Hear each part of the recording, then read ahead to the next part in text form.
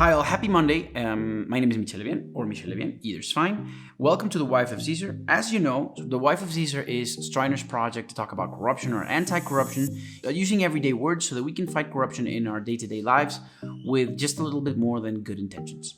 As with every episode, we will have a piece of news, a case, and a typology. Today's news comes to us from FCPA Professor, and you might have heard of the site. It is a great website. It's a great resource for those of us who are in the business of anti-corruption and learning about anti-corruption. Their sole purpose is to spread knowledge about the Foreign Corrupt Practices Act broadly, but more specifically about anti-corruption in general. Our case today has to deal with Avianca, the airline, the South American airline that trades its stock in the New York Stock Exchange, among others.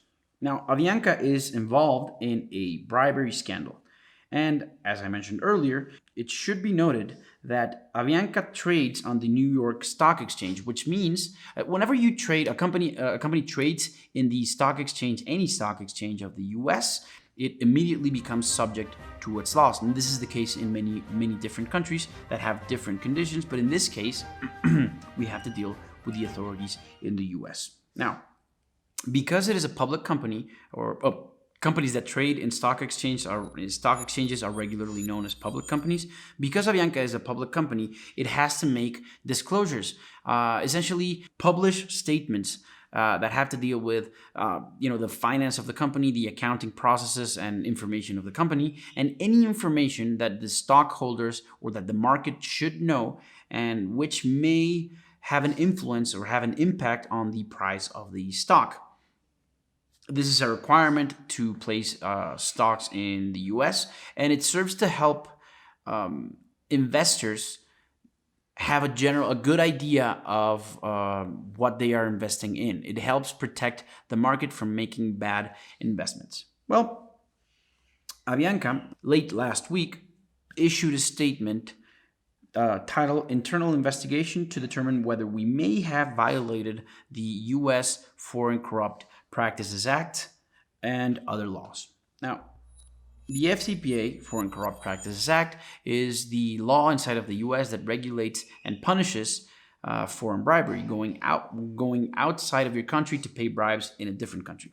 Now, in this disclosure, Avianca published the management of Avianca publishes several findings, among which are they found that bribes were being paid with plane tickets. Essentially, members of the board of directors and senior management of the company were using plane tickets, discounted tickets, and upgrades to pay bribes to foreign officials of the governments of different countries in exchange for business, in exchange for contracts. And it bears note that members of the board of directors may have been involved in this. And the board of directors is a body corporate, a group of people inside a public company that are charged with strategic decision making of the company and the general management. Instead of having just one manager, the company has several managers, and these managers are called the board of directors. So they are the senior most employees in a company. They are only junior to the actual stockholders. The owners of the company are their only bosses. So they are the big poobahs in the company. And senior management, we all know what that means. It just means higher executives that are not in the board of directors. Now, again, these employees of Avianca were providing free tickets, discounted tickets, and free upgrades to government officials. And this will become more important later on when we talk about our typology. They were doing all of this in exchange for business. This is obviously improper and constitutes foreign bribery. It would constitute foreign bribery. Now, the resolutions or the decisions that were made by the management of Avianca, you have to know that this is not an investigation by the authorities. This is just a publication, a disclosure made by the company itself, saying to the public, well, essentially, we're looking into that. We may have paid bribes and we're looking into it. They have decided to retain law firms, a law firm to investigate, and obviously auditing firms, forensic auditing firms. So essentially, outside counsel and advisors to go into the company to investigate numbers, documents, figures, emails, all that good stuff to figure out whether or not the bribes were actually paid. They have also decided to implement enhanced preventive measures. So Avianca is, because it is a public company, it is obligated to have a compliance program. That's part of your obligations. Have a program of, rules, policies, regulations, systems, all that good stuff to prevent people from paying bribes, people from your company from paying bribes. Very obviously, this system isn't sufficient, and Avianca and the Avianca management have undertaken to enhance those measures. And they have decided to self-disclose. Self-disclosure is just a fancy way of saying confessing. Essentially, the company reaches out to the authorities that might be or that would be able to punish it, and before they even begin the investigation, the company voluntarily and spontaneously discloses or confesses to the authorities. It says to the Department of Justice and to other different authorities, I may have done this there, I may have paid a bribe, and I'm sorry, and I want to reach out to you so that we can negotiate, and maybe you're going to have to issue a sanction, and that's fine. But because I'm confessing voluntarily, maybe we can reduce that sanction. And most of the time, it works. Now, they self-disclosed to the Department of Justice of the United States, which is essentially the Prosecutor General of the U.S., the Securities and Exchange Commission of the U.S. It is the government agency in charge of supervising financial entities and companies that sell their stock in the stock market. Also to the Financial Superintendents of Colombia via the National Registry of Securities and Issuers. So again, the authorities within Colombia that are in charge of companies that want to sell their stock to the public via the stock market. Why they only chose the US and Colombia, we have yet to find out, because they are their headquarters are in Central America. They are actually in Panama, but they're disclosing to the US and to Colombia, which may be somewhat of may give us some insight into what actions and what governments they may have paid bribes to.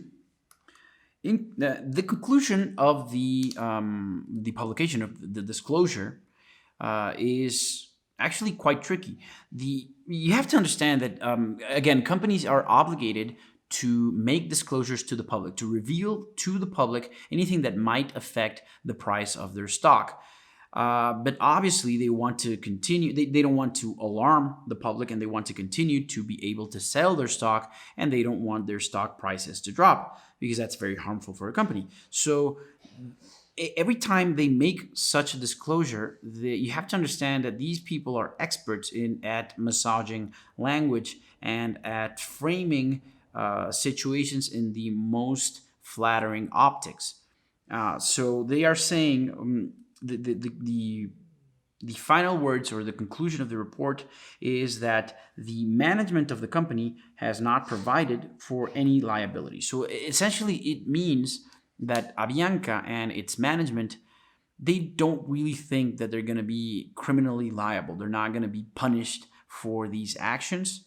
And because they don't think so, they haven't, taken provisions or taken measures to prepare for such a scenario. What measures might those be? Well, first, any serious company would set aside a sizable amount to pay any possible fines.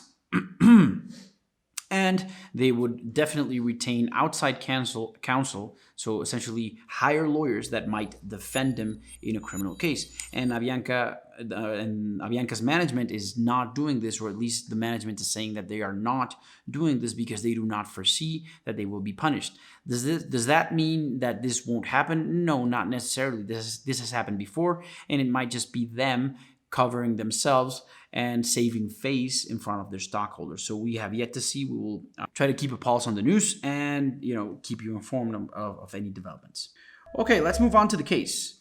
Today we talk about Teva. Now, Teva is a pharmaceutical company specializing in the manufacture of specialized pharmaceuticals for complex diseases and medical conditions. So essentially, they manufacture medication. Now, of the medicine that they make, one such medication is Copaxone, which is generally prescribed in the treatment of multiple sclerosis.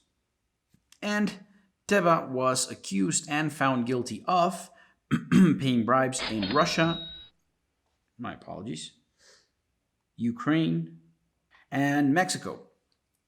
What happened there is in Russia, in Russia, pharmaceutical companies from abroad are not entitled or are not allowed to sell medication to the government. So what Teva did in Russia was they teamed up with a corrupt public official, and that official set up a shell company inside of Russia, which would be a Russian company, and then Teva would sell the medication to that company, which would in turn repackage the medication under its own brand, its own packaging, and overprice the medication. Now, that overprice was the improper payment or the improper gain that public official received, and in exchange for that, Teva received the privilege of doing business with the Russian government. In Ukraine, Teva paid bribes to obtain registration as a pharmaceutical supplier for the government. Without that registration, pharmaceutical companies cannot do business with the government. So, and obviously, it's very difficult to obtain them. And Teva admitted to paying bribes to Ukrainian public officials in exchange for that registration. And last but not least, in Mexico, Teva paid money for prescriptions. And we've talked about this in previous episodes. Essentially, the company reaches out to doctors that are also public officials, so they work in public health or healthcare systems, social security, and the like. And they pay them money, they pay them bribes to issue prescriptions for their medication. So essentially, they convince doctors with money to prescribe to patients their medication over other companies' medication.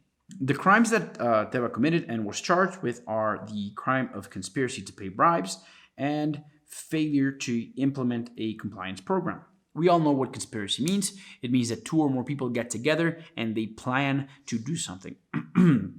And in this case, the bribes were, improper payments to public officials. Now, as a public company, Teva is obligated to have a compliance program, as I may have mentioned earlier, and in this case, the government found that they simply did not implement a sufficient or a satisfactory compliance program to prevent corruption. They just did nothing, essentially, and so that by itself is a crime. The sanctions were. You have to understand that this was around the investigations and DPA were took place between 2014 and 2016. So the sanctions back then were not so high. We already had Siemens, but it was a global sanction. So this is a relatively high sanction. Now, two entities, two agencies sanctioned Teva, the Department of Justice of the United States, which is essentially the Prosecutor General, and the SEC, which is the Securities and Exchange Commission, the government agency in charge of supervising publicly traded companies. With the DOJ, Teva entered into a deferred prosecution agreement, or DPA. It's just a contract that essentially, it's a negotiated sanction. I reach out to the government and we sign a deal that states the terms and conditions of the punishment. And these conditions were payment of a fine of $283 million, or a little over that, and implementation of an enhanced compliance program. So these anti-corruption policies would have to become more robust, and the hiring and implementation of a monitor for 3 years. A monitor it's essentially a law firm. It's one person or one firm who is charged by the Department of Justice with supervising the sanctioned company. And the monitor or that firm would report not to Teva, but to the Department of Justice. But the fees of the firm were paid by Teva itself, by the company itself. So it's a pretty bad sanction. And as for the Securities and Exchange Commission, Teva was charged a fine of $236 million. Again, these deals are public, they are proper, they are not undue, but they are generally signed. In this case, they have to be two separate deals, one with the DOJ and one with the SEC. But the SEC deal would recognize the sanctions imposed by the DOJ, and vice versa. The DOJ deal would recognize the sanctions imposed by the SEC. And this is to provide the companies with some certainty that these are the final and definitive sanctions imposed on it for these conducts. Now, the case of Teva is important because it opened the door to enhanced supervision and attention by the authorities on pharmaceutical companies. Before then, pharmaceutical companies were under the microscope, but not under such enhanced scrutiny. And other pharmaceutical companies took a cue from the sanction imposed on Teva, and they voluntarily decided to enhance their compliance programs because they didn't want to be made examples of, as Teva had in the past.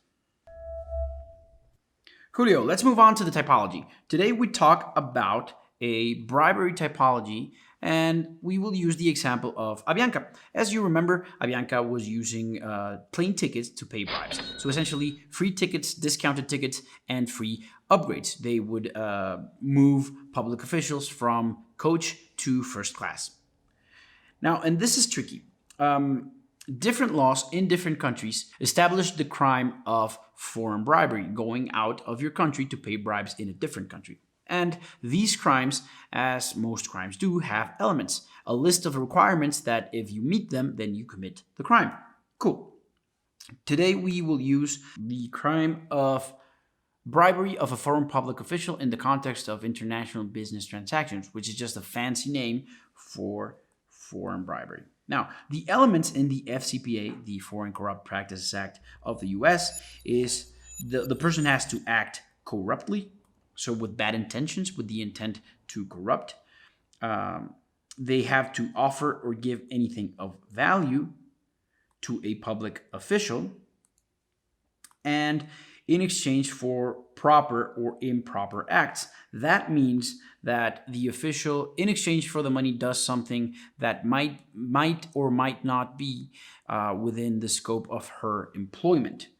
And the purpose of that is to obtain and retain business. Now, let's focus on this anything of value concept. What constitutes a thing of value? Now, you might be tempted to think that a thing of value means money or something that is immediately translatable to money or convertible to money, but you'd be wrong. Now, the Department of Justice and the SEC, the US government, has stated that there's no clear definition of what a thing of value constitutes. So the legal industry that specializes in practicing anti-corruption law reached out to the government and said, please explain to us what would constitute a thing of value, because we want to offer certainty to our clients. And the authorities said, well, no, I won't tell you what constitutes a thing of value, but I will tell you what does not constitute a thing of value. Generally, broadly, if the thing that you give a public official or someone else is mostly insignificant or of such a low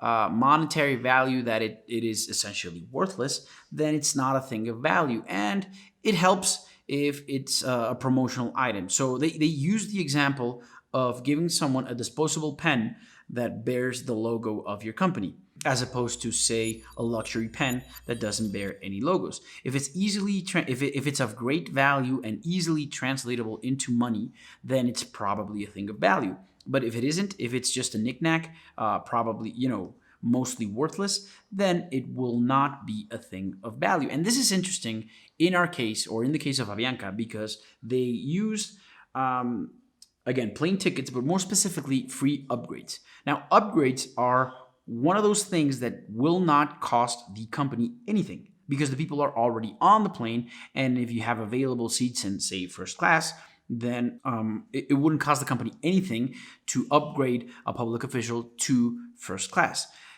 Does that mean that it's not a thing of value simply because it didn't cost me anything? No, it doesn't mean that, because the thing given, in this case, the upgrade or the free ticket, is easily translatable to money, and the public official would have had to pay for that, for a first class ticket or a plane ticket to begin with, and that by itself is the value given to the thing. So does that make it clear? Probably not. It's kind of confusing. So it might help to know that if you give a public official, or if your company gives a public official essentially a knickknack, something that's pretty much worthless, then you're probably safe. But if that thing the closer that thing gets to being convertible to money, the more danger you are in. So keep it on the light side, keep it on the side of worthless knickknacks, and you're probably safe. So that is it for today. Thank you for joining us. Again, I will leave you, as I always do, with this. Please raise your voice. Every act of corruption should be denounced, but do so safely. If you're not sure whether or not what you're looking at is an act of corruption, or you're not sure that you're entirely safe, don't do anything, refrain from acting, and reach out to people who might be able to help you. Feel free to reach out to us at info@streiner.mx, and we will be delighted to help you. But please stay safe. Again, this was The Wife of Caesar. My name is Michel Bien, or Michel Bien, either's fine, and you have a happy Monday.